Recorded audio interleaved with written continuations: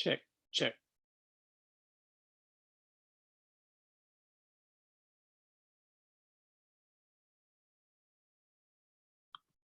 Check, check.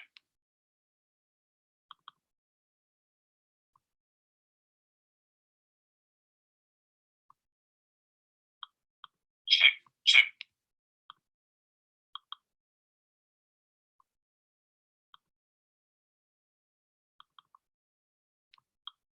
Check, check.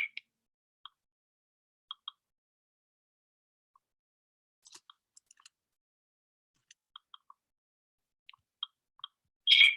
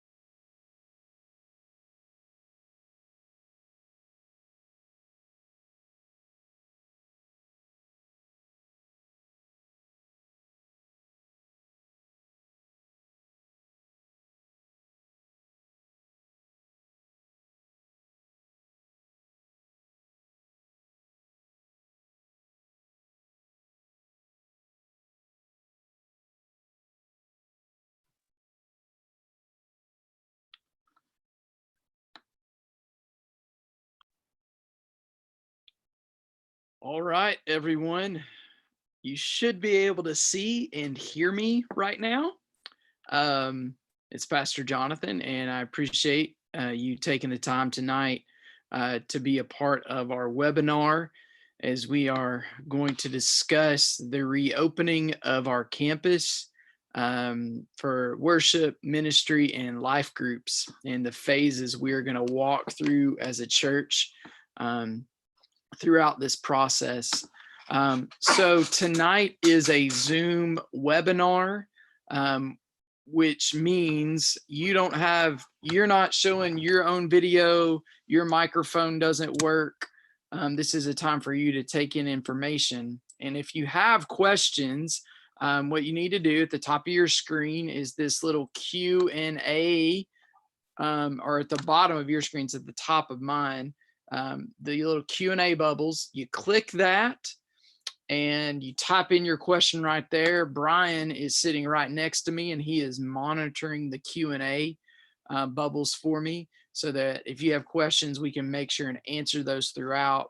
How the Q&A will work, there are very specific times when I will take a break and make sure there are no questions. So we're not going to answer them as they come in because we answer a lot of the questions as we go. We've tried to anticipate things that you would be curious about, and so we can communicate with you clearly. So we will, but if there's something we haven't thought about, we will make sure and answer those questions tonight. I'm going to open us with a word of prayer, and then we will begin. Almighty God, I thank you for my church. I thank you for the way that you have cared for us during this season and strengthened our faith. You've protected so many of us from illness, God, and we are grateful. And I pray that in this presentation, Lord, I could communicate clearly. And I pray that we would have wisdom as we move forward, wisdom that allows us to love you and to love our neighbor. And we pray this in Christ's name. Amen. One thing I need to add before I begin, if you're watching on YouTube, so we're streaming this webinar live on YouTube, on our YouTube channel, you don't have a Q&A feature. So what you need to do is, we're not monitoring that as closely. You can send, there's live chat. I'm wrong. I get one a month, all right? And that's my one for the month of May. But Lauren would probably argue I've used up that one already. All you need to do, if you're logged into YouTube, you're watching on your computer, you can live chat with us and send your questions there. If you're not able to chat that way, you can send Brian a text, and we will try to answer your question that way. So let's begin. We are looking at this process and we're calling it a ramp to reopening. I stole that language from a church in Northwest Arkansas from Cross Church, and I thought it was just a really effective way to communicate what is happening, which means day one, not everything's going to be open. It's a ramp up to reopening. So we have progressive steps that we're going to build on in successive weeks so that we can reopen our campus for worship, life groups, and other ministries. So our staff, we have two basic goals that we want to accomplish in this ramp, in this reopening. In our discussions, our staff talking with other pastors and other churches around the state and the area, here are our two goals stated simply. Create safe environments for community, members, and staff. Our community, our members, and our staff. So when we welcome people onto our campus, safety is our top priority. Safety for everyone. Number two, communicate clearly so that everyone can make informed decisions about resuming participation. Communication throughout this entire process, from the first Sunday we were not on site until today and in the weeks to come, communication is so clear. What we know as a staff and as your pastors is that our church doesn't, we don't all communicate in the same way, or we don't all receive communication in the same way through the same manners, avenues. So our older members of our congregation, if you send them a letter and it says it's from the pastor, guess what? They read the letter.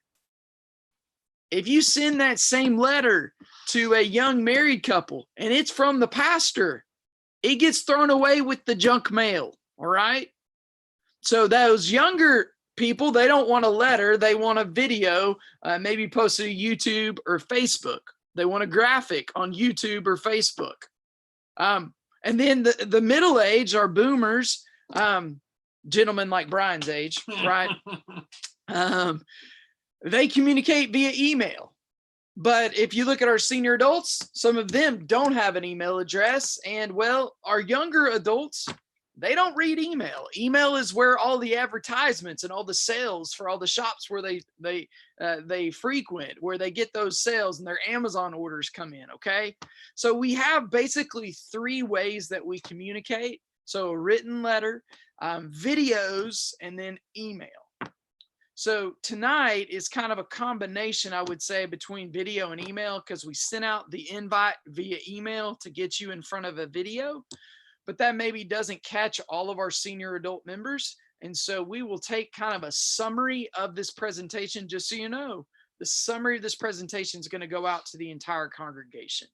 And the reason we want to communicate clearly is because we want everyone to be able to make the decision that is best for their family on when they will resume participation on on-campus activities. So no matter where you are, listen, I want to hear this very clearly. No one is left out because they feel like they have to hold back. No one is less than. No one should feel guilt or shame. We are still one church, but we're in different stages of life and we face different circumstances that sometimes cause us to make different decisions, especially with regard to being out in public right now and to being in large group gatherings. So our goals throughout this presentation, the 2 things that were at the forefront of our mind were to create safe environments and to communicate all of this information as clearly as we could through multiple channels. Here's what you have to remember. We're going to talk a lot about guidelines throughout this presentation. These guidelines come to us from local, state, and national health officials, and these guidelines continue to change. So all of the information in the presentation that is to follow is subject to change in response to changing guidance and the best judgment of our leadership. So we receive guidance from state health officials, national health officials, local health officials. We receive that guidance, and it's our job as the pastors and the under shepherds of this congregation to interpret that guidance and apply it to our church, our local church, not someone else's church in a different city or even in El Dorado, to this church. And that's what we've tried to do. So I'm also going to say this. Right now, I would say our staff is privileging and putting a priority upon the guidance we are receiving from our state health officials. So that would be the guidance that is spoken to us primarily through our governor and through Dr. Nate Smith at the Arkansas Department of Health. So if we have conflicting recommendations from national officials to state officials, local, we're privileging those state officials, okay? We feel like they have a really good handle on what is happening in Arkansas. COVID-19 is not a singular event that is impacting every state and community the same way. And our state officials are really in tune with how it's impacting Arkansas and specifically all the individual counties of Arkansas. So how we're thinking of this ramp to reopening is in 4 successive stages. And guess what? Each color represents a color of our logo. It's all color coordinated. We did that just for you, so you can like have all these blues in your mind.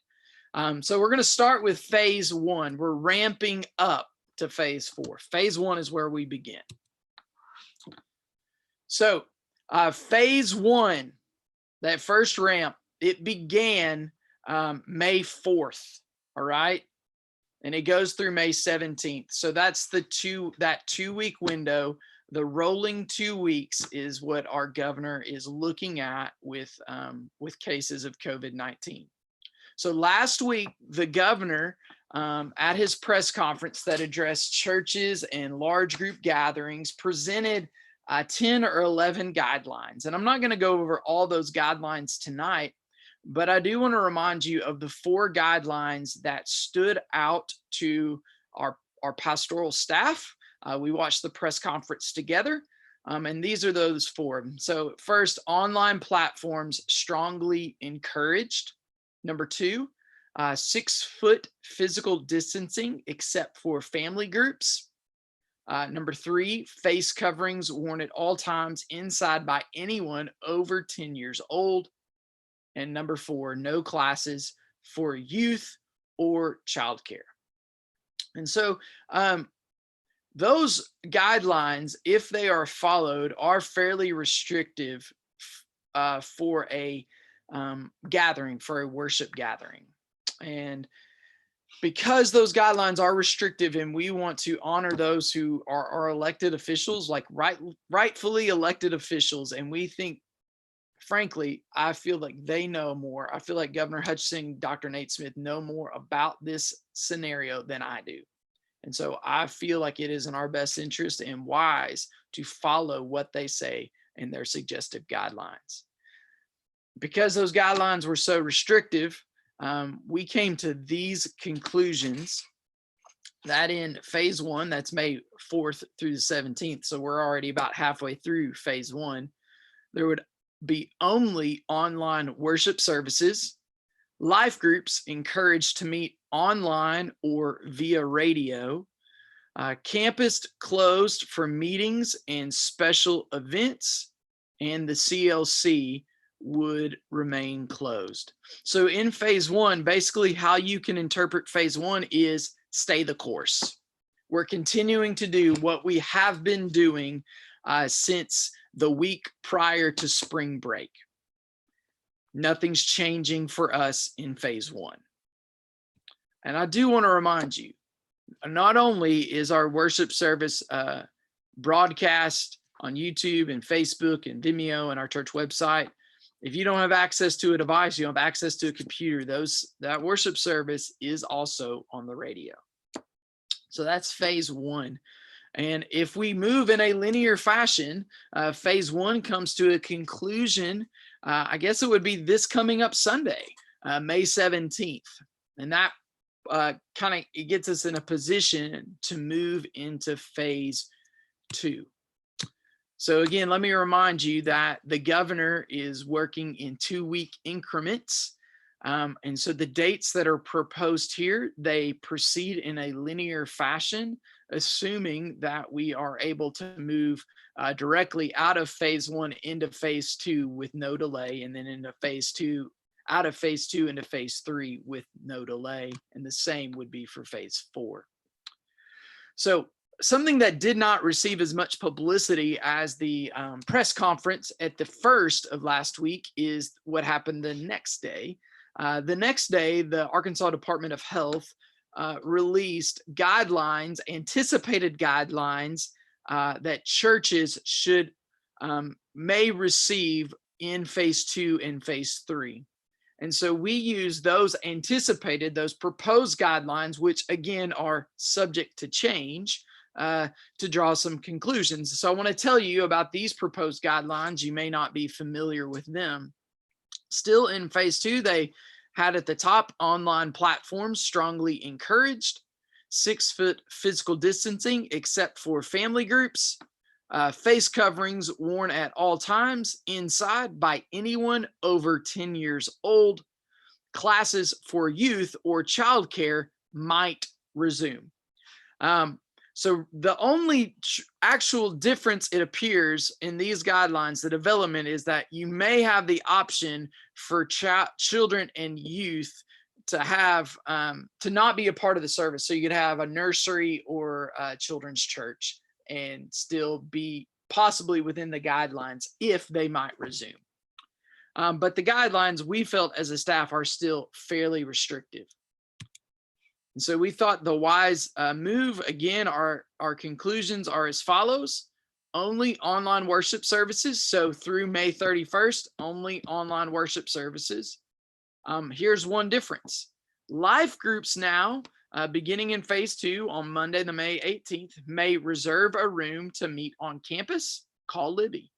The only time we won't have life group rooms available would be on Sunday morning when our worship service would be broadcast, but the rooms would be available the rest of the week. We ask that you would call and reserve a room if your life group's interested in that, so we can assign that room for you and set it up. And then we can disinfect and know where you are throughout, and be able to follow up and clean really effectively and disinfect after your group meets on our campus. So if your life group might be interested in that in phase 2, we would encourage you to call Libby. One more point of clarification: you won't be meeting in your normal life group room.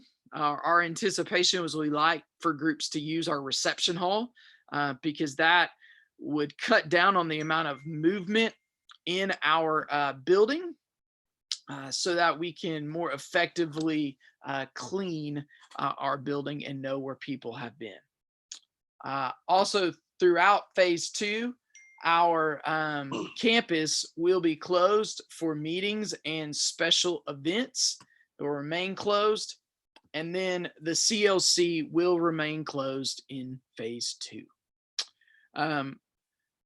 We're coming now out of phase 1 and 2, and so I'm going to look at my friend Brian and see if there's any questions that we need to address. He gave me the no, so we're going to proceed to phase 3. Phase 3 is when things get a little bit more interesting. All right, these are the Arkansas Department of Health anticipated guidelines for phase 3. And here's what I want to reiterate as I'm about to read these guidelines. These are not the guidelines of First Baptist Church. These are the guidelines of the Arkansas Department of Health. So point 1 of their guidelines is vulnerable populations will no longer be discouraged from attending. That seems like a pretty quick leap for me from phase 2 to phase 3, but that is their guideline. It doesn't mean that we might not discourage. Move that iPad. It's ringing. It doesn't mean that we won't discourage, that we won't create environments for folks who feel vulnerable. We're looking at other worship opportunities. But if you don't feel comfortable, even if they say you're not discouraged, if you don't feel comfortable, hear from your pastor. It's okay to stay home and to watch on the radio or to watch on YouTube or to watch on Facebook. All right. Just because they say it's okay to come, if you don't feel like it's okay for you to come, don't feel like you have to come. They also say guidelines seating may be normalized. But then they go on to say that the use of face covering indoors should continue for persons 10 years old or older. So they're letting up on some things and keeping one thing at least fairly restrictive. So based on those guidelines, these are our conclusions. On-campus worship will resume on June 7th, and suggested Arkansas Department of Health guidelines will be followed. So if they use those guidelines, I'm going to propose a scenario which I think is kind of likely, at least for the first 2 to 3 weeks. If they followed those guidelines, we would have at least 2 worship services. so that we could effectively still spread everyone. I'm not super comfortable with seating being normalized at the very beginning. And so we're going to spread out. If they ask folks to wear masks, we're going to wear masks. I know people have different opinions on the mask, but here's why we're going to wear them. There will be some people who come that day who think it is necessary and believe it's necessary to wear a mask. And if they see someone else in the congregation not wearing a mask, that will cause them to worry, to have anxiety, to have fear. It will be a distraction to them when they've gathered to worship Jesus. And so we're all going to wear a mask, and it's going to be weird. It's going to be uncomfortable. It's going to be something we've never experienced before, but we're not going to be a distraction. And even though it's been something we've never experienced before, I've never worn a mask over my face when I've tried to sing congregationally. Guess what? I'm not going to be distracted by someone else. I'm not going to be a distraction to someone else turning their attention to Jesus. And that's why we're going to follow these guidelines. We want everybody to know what to expect when they come so that they're not distracted. But here's a reminder. Services will continue to be streamed online and broadcast on the radio. Make sure you tell that to people who aren't a part of this meeting, people who have questions and fears. Hey, the pastor understands, the staff understands, we understand. If you're not comfortable getting out, you can still join us on the radio. You can still watch the video on YouTube or Facebook or Vimeo or the website. Other conclusions. Life groups may reserve a room to meet on campus. Call Libby. What that means is that in phase 3, June 1st through the 14th, at least for those first couple of weeks, until we look into phase 4, Sunday morning life groups will not resume. Okay. We won't have life groups. We'll just have worship on campus. We'll gather for corporate worship. The CLC will open for its summer program in phase 3. We are looking at an open date for the CLC of June the 8th. That would be the Monday following our first Sunday back on campus. For those classes, so for our 3 and 4-year-old classes, those classes will be kept to, I think we decided 9 children plus a teacher, so a limited size to keep it around 10. And then for our tots and babies, those we're going to make those classes even smaller as well. And if people don't feel comfortable sending their child, they won't have to pay for those services. Normally those are 12-month programs, but we're making an exception because these are unusual times and doing the best that we can. Campus will open for meetings and some special events. So we're going to begin to have things like on-campus finance meetings, personnel meetings, other meetings. And maybe I'm going to go back to that top on life groups. So a life group, while it's not a Sunday morning group, if you have a Bible study that normally meets on campus and you'd like to resume meeting, you may do that, but you need to call Libby to reserve your room so it can be set up for you and kind of tell you where we want you to meet and how we want you to meet. We're going to welcome you back, but we're just trying to make that flow as smoothly as possible. So here are some logistics that we have to work through, and I want to make you aware of as we look forward to June the 7th. First, offering will be collected at the exits. So health experts right now, especially in their advice to churches, is recommending that you not pass objects and have it touch the hands of multiple people. And so at least for the time being, probably through the summer, I would say offering would be collected at the exits, but we could still encourage you to do this, participate in online giving. You can always set up a direct draft from your checking account. You can mail your check to the church office. Here's what I do want to say this. I so appreciate the faithfulness of the membership of First Baptist Church. in their giving throughout this season. We've had just seen so much faithfulness through our church membership and their tithes and offerings these last months. I don't want to say thank you. It allows our staff and our church to not worry about those things and instead to focus on the ministries we can perform and how we can serve. Another item that we will not have are worship guides at the very beginning. Just another product that is passed out. We won't have those. Facilities will be thoroughly disinfected after each use. So that would be after every day that the CLC meets, after every time that a life group meets on our campus, after every worship service. And here's how we're going to be disinfecting our campus, especially our large gathering areas. Earlier this week, we purchased a cold fog machine, and it atomizes a disinfectant, a food grade disinfectant, and is able to kill the coronavirus, the flu virus, within about a minute of touching a surface. And so we will be using that atomizing cold fogger in our sanctuary, throughout our CLC, and in the reception hall after a life group would meet there. Obviously, we'll use other products and things in our bathrooms and some other hard surfaces that can take, hardier products like bleach. But when we're talking about, we've got carpets around and we've got, wood and different products that we don't want bleach to be on, we're going to use this atomizing cold fogger. It's a really pretty great product that's going to allow us to disinfect our campus. We'll have an entry and an exit plan as part of our logistics for those first few weeks. So we're going to seat people.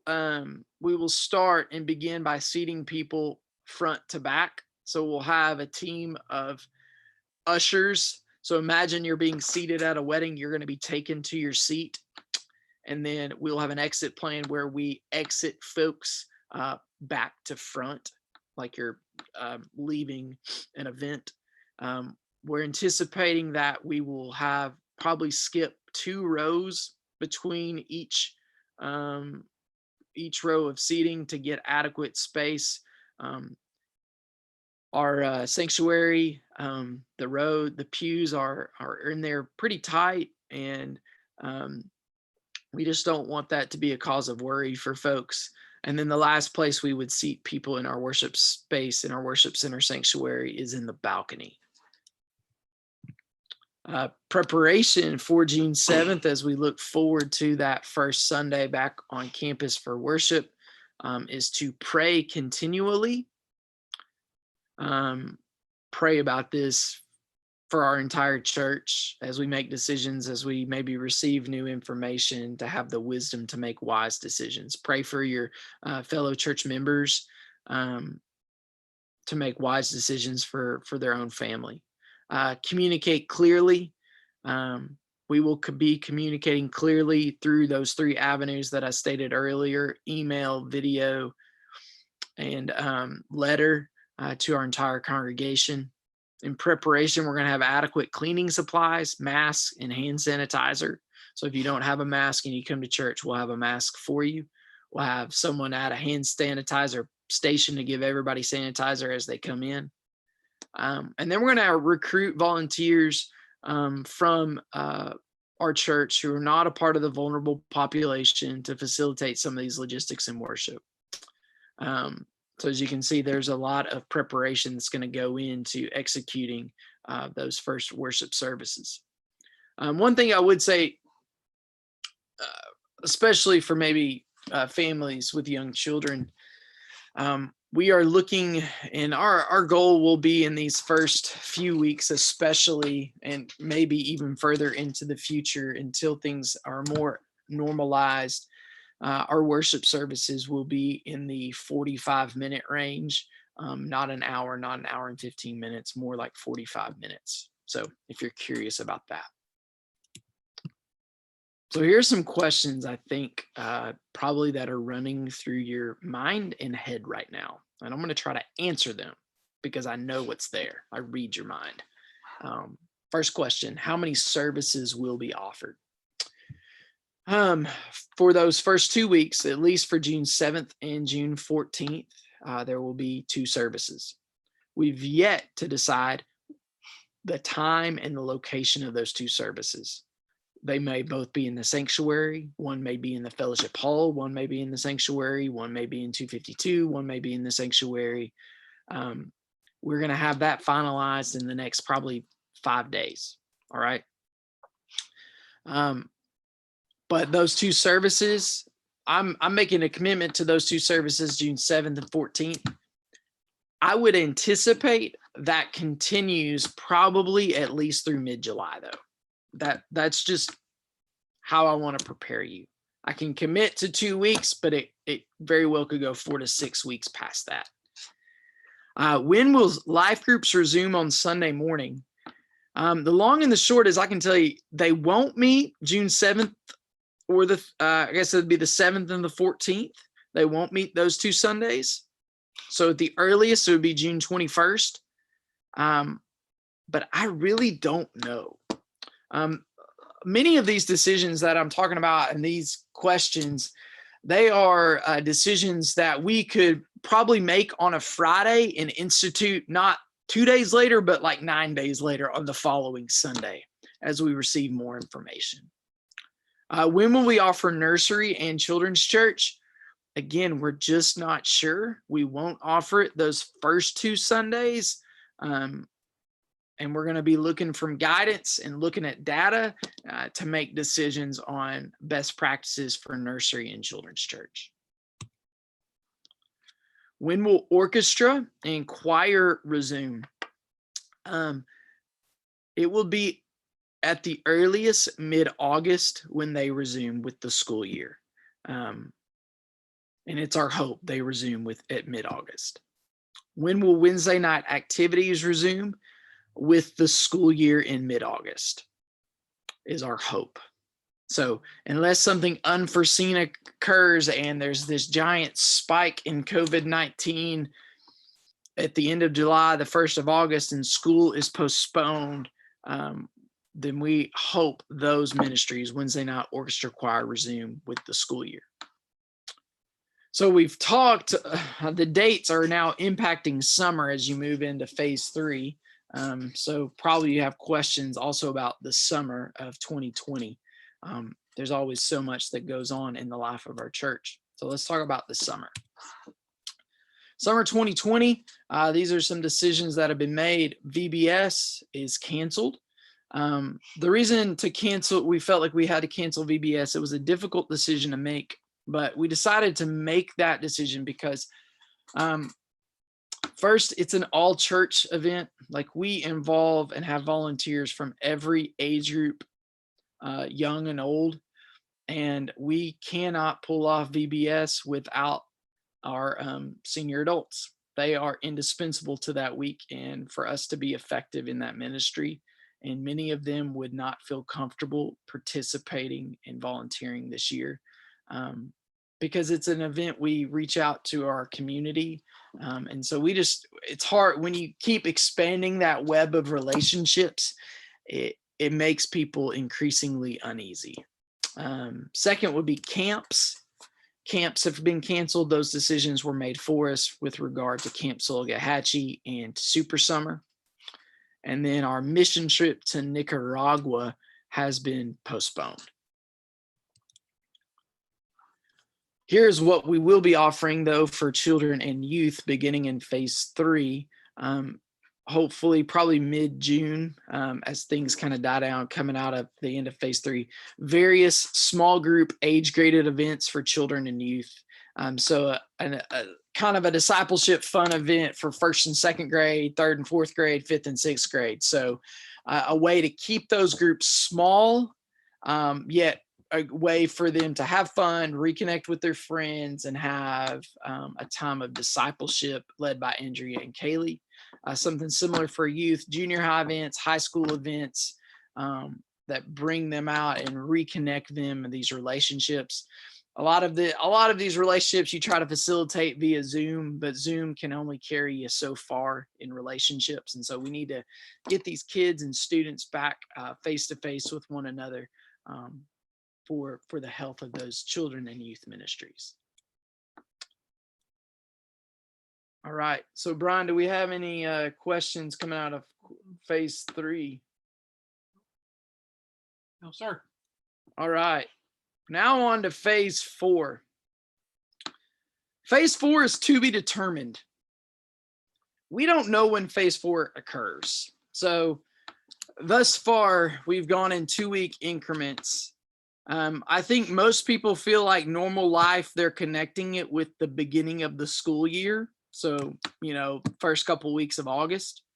And then that's when normal life will resume, quote unquote, normal life. I think we all know that it's going to be a bit of a new normal, possibly. Some things are going to look different in our life. But you'll have normalized seating. We'll have one worship service, hopefully, things like that. Conclusions for phase 4 is simply we will resume our weekly schedule here at the church and weekly operations at the church.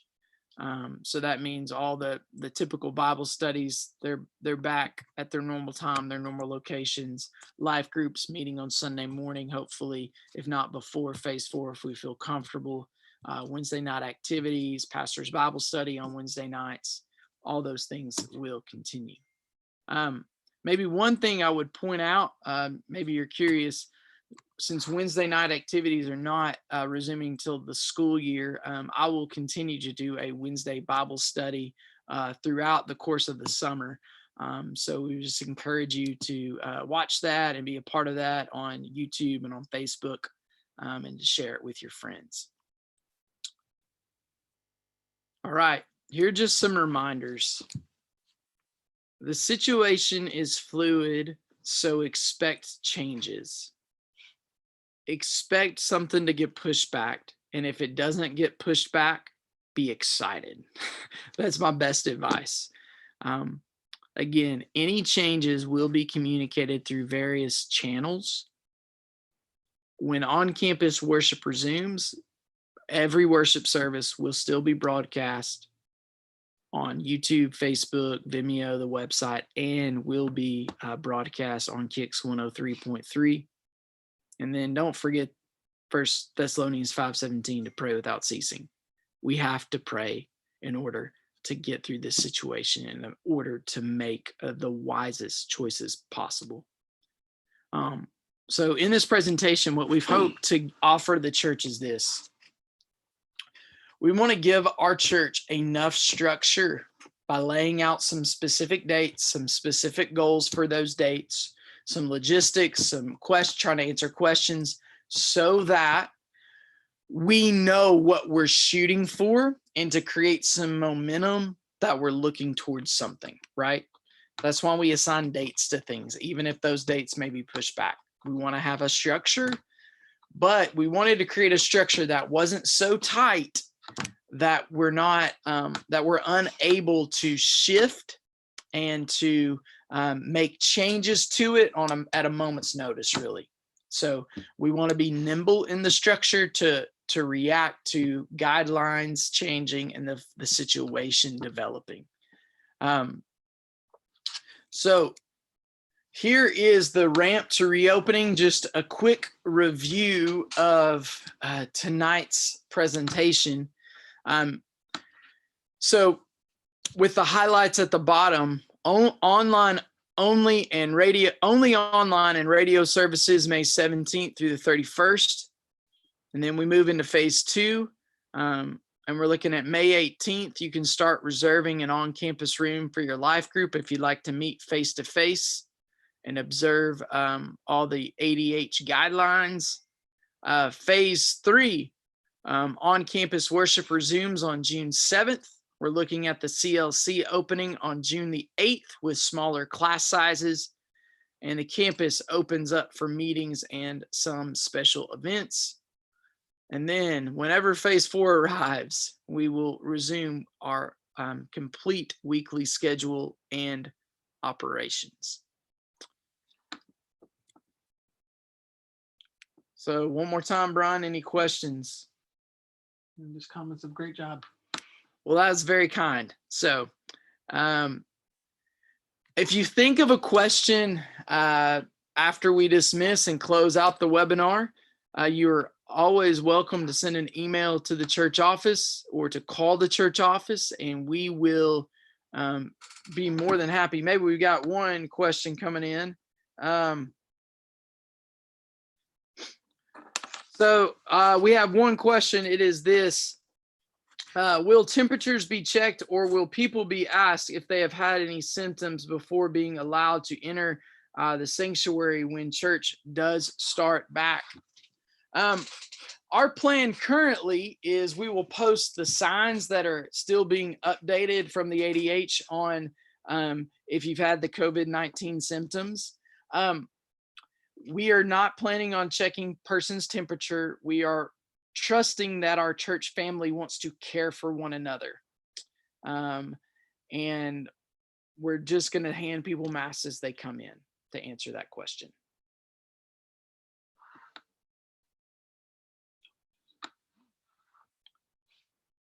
I'll allow just a few more seconds if anyone else has a question.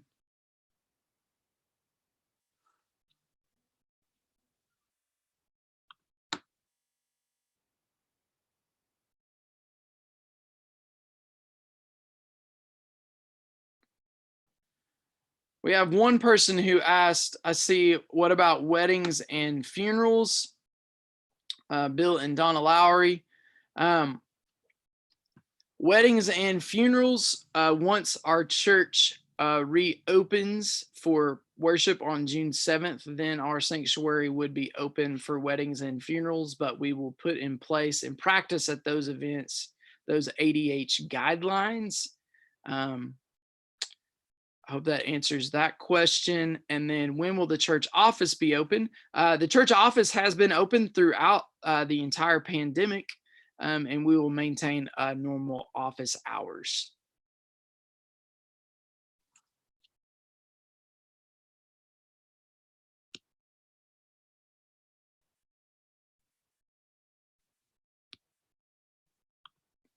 All right, everyone. Again, I thank you so much, and you will be receiving a summary of this presentation in your mailbox next week.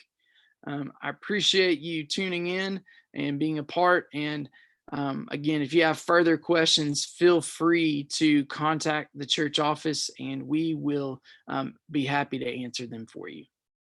Have a great night.